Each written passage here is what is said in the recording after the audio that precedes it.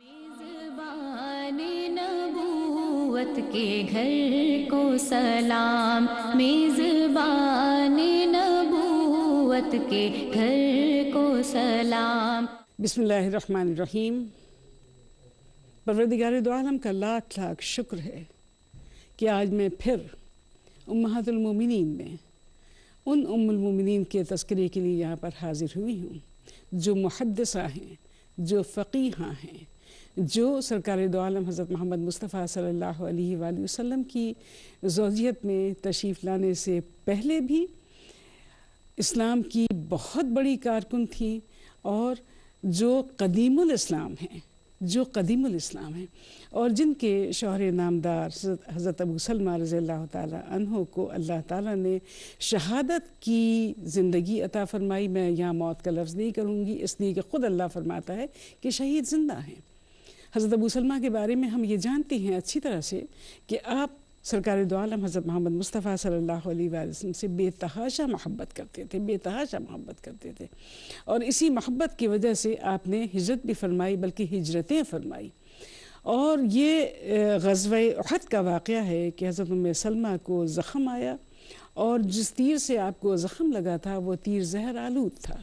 ہرچند کے بظاہر وہ زخم مندمل ہو گیا تھا، مگر زہر پورے جسم میں سرایت کر گیا تھا، اور اسی سے آپ کی شہادت ہوئی۔ ایک بات اور یہاں پر بیان کرنا میں بہت ضروری سمجھتی ہوں، وہ یہ کہ حضرت ام سلمہ کی جب شہادت ہوئی ہے اور حضور اکرم صلی اللہ علیہ وسلم کو بتانے کے لیے خود حضرت ام سلمہ تشریف لائی ہیں، سرکار دو عالم حضرت محمد مصطفیٰ صلی اللہ علیہ وسلم تشریف لے گئے ہیں، اور آپ کی آنکھوں کو سرکار نے خود اپنے دست مبارک سے بند کیا، خود دست مبارک سے بند کیا۔ ایک اور بات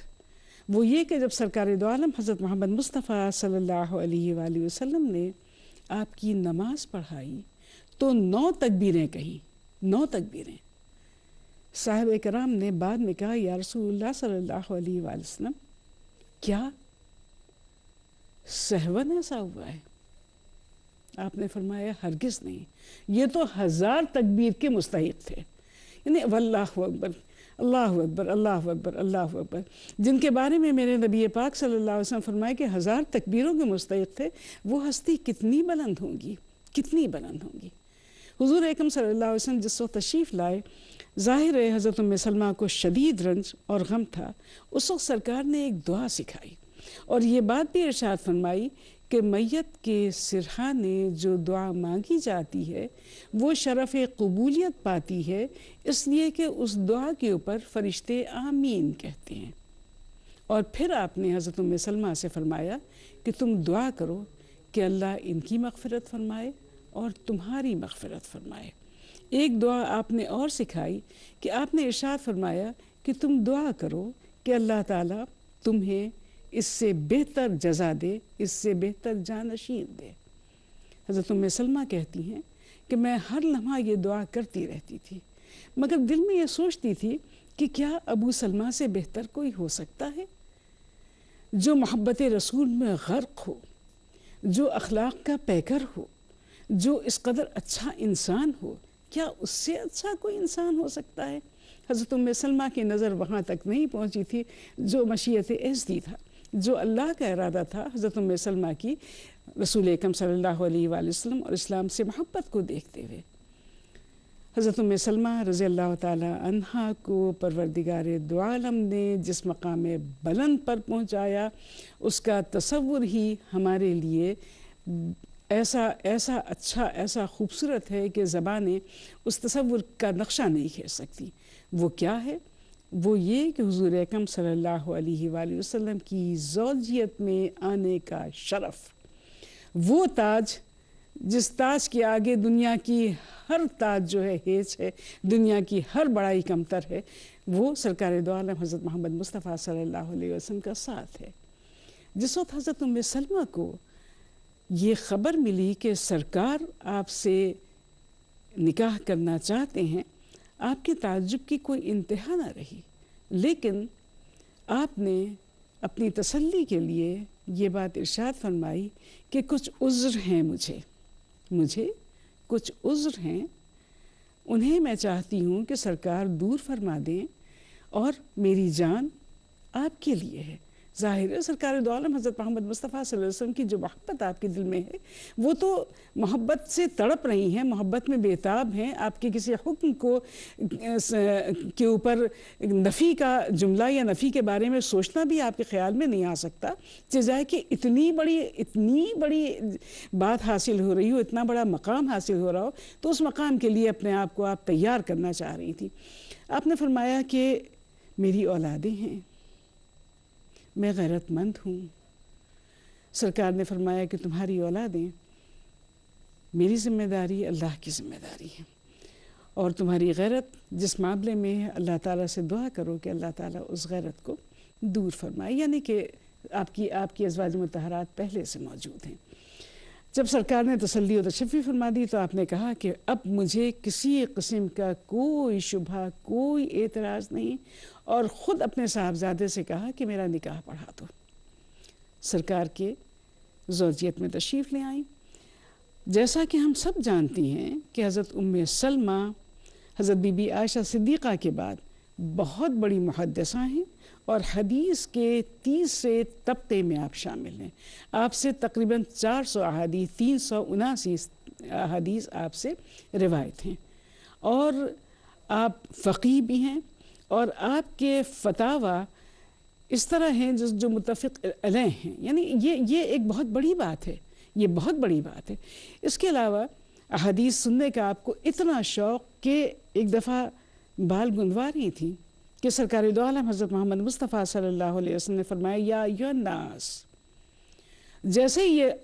آواز آپ کے کانوں تک آئی آپ اٹھ کے کھڑی ہو گئی۔ خادمہ نے کہا کہ چوٹی تو بنوا لو، ابھی تو یا ایھا الناس کہا۔ فرماتی ہیں کیا ہم یا ایھا الناس نہیں ہیں؟ کیا ہم ان میں شامل نہیں ہیں؟ جب کان تک میرے نبی پاک صلی اللہ علیہ وسلم کی آواز آ گئی، اب کوئی چیز زیبا نہیں ہے، اب صرف سرکار کا کلام ہی سنوں گی، اور سرکار دو عالم حضرت محمد مصطفیٰ صلی اللہ علیہ وسلم کی بات کو انتہائی غور و خوض سے سنتی ہیں۔ آپ کے فتاویٰ میں حضرت امام ابن قیم کہتے ہیں کہ اگر آپ کے فتاویٰ کو اکٹھا کیا جائے تو ایک رسالہ بن سکتا ہے، ایک رسالہ بن سکتا ہے۔ علم اسرار دین پر بھی آپ کو عبور حاصل تھا۔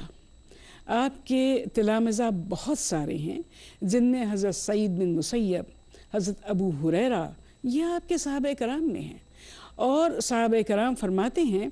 کہ جب نبی پاک صلی اللہ علیہ وسلم کی ازواج مطہرات موجود ہیں تو ہمیں کسی دوسرے سے پوچھنے کی کیا ضرورت ہے۔ بے شمار مسائل ایسے ہیں جن میں صحابہ کرام نے آپ کی جانب رجوع کیا، اور بعد میں اپنے فتوے سے انہیں رجوع کرنا پڑا۔ مثلا حضرت ابو ہریرہ رضی اللہ تعالیٰ عنہ شاید یہ بات سمجھتے تھے کہ روزے کی حالت میں اگر غسل جنابت فوراً نہ کیا جائے تو روزہ جاتا رہتا ہے۔ حضرت ام سلمہ کو پتہ چلا تو آپ نے کہا نہیں، ایسا نہیں ہے، روزہ قائم رہتا ہے، ہاں غسل کر لینا چاہیے، اور ظاہر سی بات ہے ایک مومن پاک ہی رہتا ہے، غسل سے رہتا ہے، باوضو رہتا ہے جتنی جلد ممکن ہو، لیکن اس سے روزے کے اوپر فرق یوں نہیں پڑتا کہ روزہ اس سے جاتا نہیں ہے، اور آپ نے مثال بھی عطا فرمائی۔ حضور اکرم صلی اللہ علیہ وسلم کی احادیث آپ سنتی تھیں، آپ ساتھ رہتی تھیں۔ اب میں اس واقعے کی جانب آ رہی ہوں جس واقعے کو ہم جانتے ہیں کہ اتنا بڑا اسلام میں ایک واقعہ رونما ہوا ہے، اور جس واقعے سے سرکار دو عالم حضرت محمد مصطفیٰ صلی اللہ علیہ وآلہ وسلم کے صحابہ کرام شدید رنج و الم میں مبتلا تھے، اور جس واقعے نے سرکار دو عالم حضرت محمد مصطفیٰ صلی اللہ علیہ وآلہ وسلم کو بھی ملول فرما دیا تھا، وہ واقعہ کیا ہے؟ صلح حدیبیہ کا واقعہ۔ جب سرکار حدیبیہ کے مقام پر پہنچے ہیں اور کفار نے آپ کو روک لیا، عمرہ کی اجازت نہیں دی، اور آپ کو عمرہ کی اجازت نہیں دی، تلواریں حالانکہ آپ کی میان میں تھی، لیکن آپ سے شرائط لکھوائی گئیں، کہ اس سال لوٹ جائیے، آئندہ سال آئیے گا، صرف عمرہ کریں گے، 3 دن سے زیادہ قیام نہیں کریں گے، اور اگر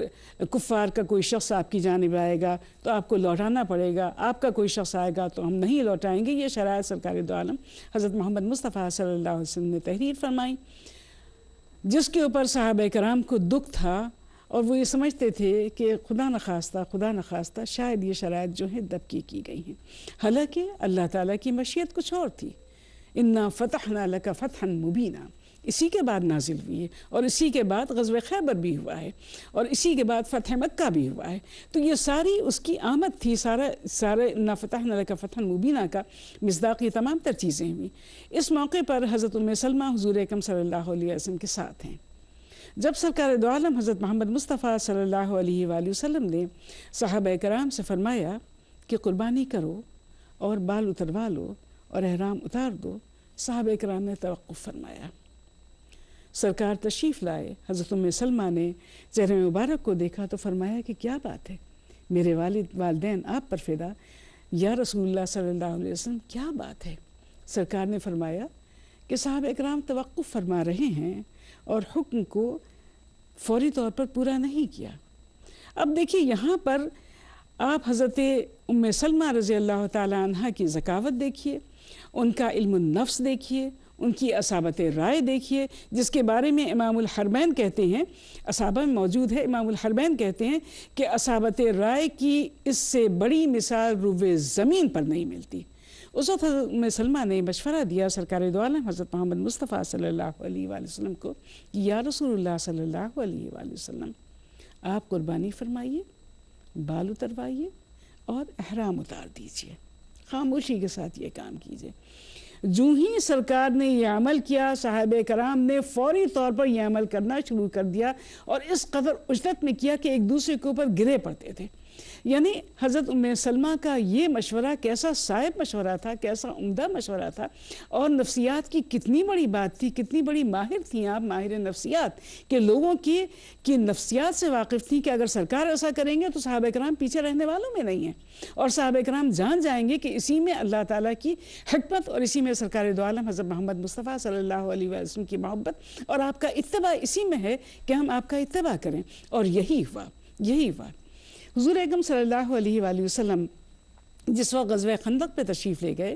اس وقت حضرت ام سلمہ ہر چند کے اس غزوے میں شریک تو نہ تھیں، لیکن سرکار سے بہت قریب تھی سرکار سے، اور جو کچھ ہوتا تھا اسے سن سکتی تھی، اتنے قریب تھی کہ وہ سن پاتی تھی۔ سرکار دو عالم حضرت محمد مصطفیٰ صلی اللہ علیہ وآلہ وسلم جب پتھر اٹھا کر لا رہے تھے تو آپ نے ارشاد فرمایا کہ آپ کا سینہ مبارک گرد سے اٹا پڑا تھا، اور حضور اکرم صلی اللہ علیہ وسلم کی باتوں کو آپ بخوبی سنتی تھی اور سن رہی تھی۔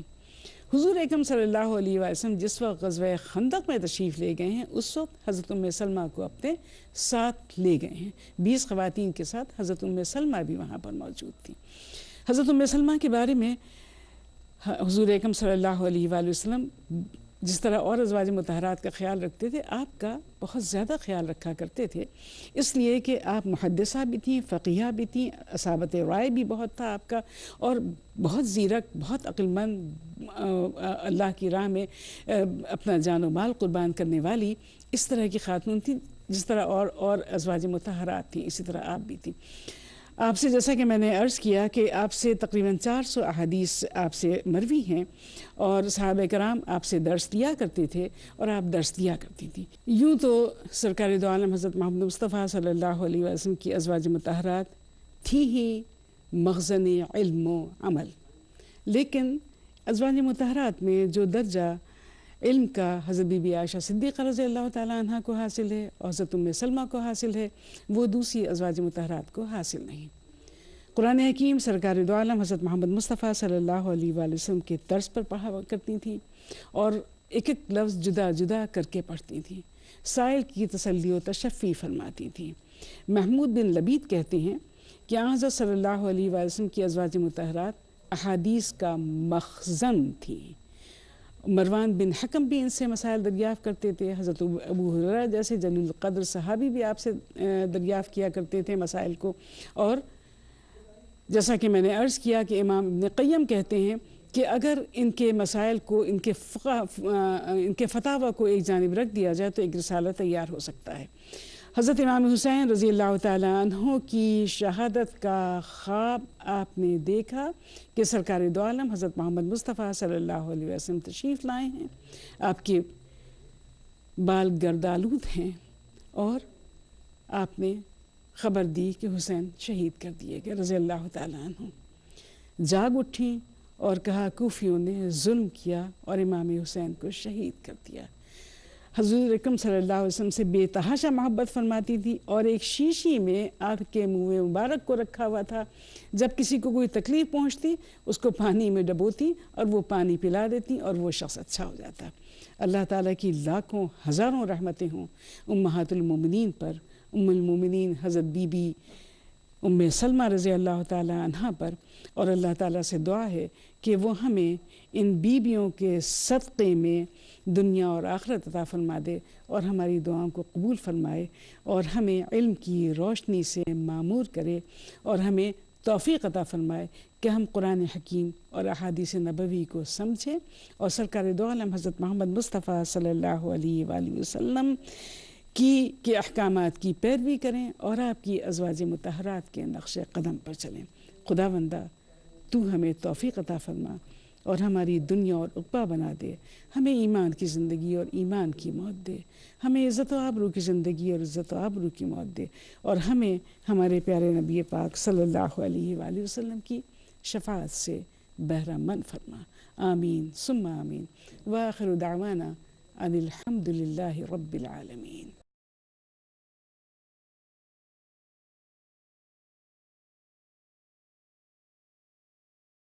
میزبان نبوت کے گھر کو سلام، میزبان نبوت کے گھر کو سلام، ان کے پر نور دیواروں در کو سلام، ان کے پر نور دیواروں در کو سلام۔ السلام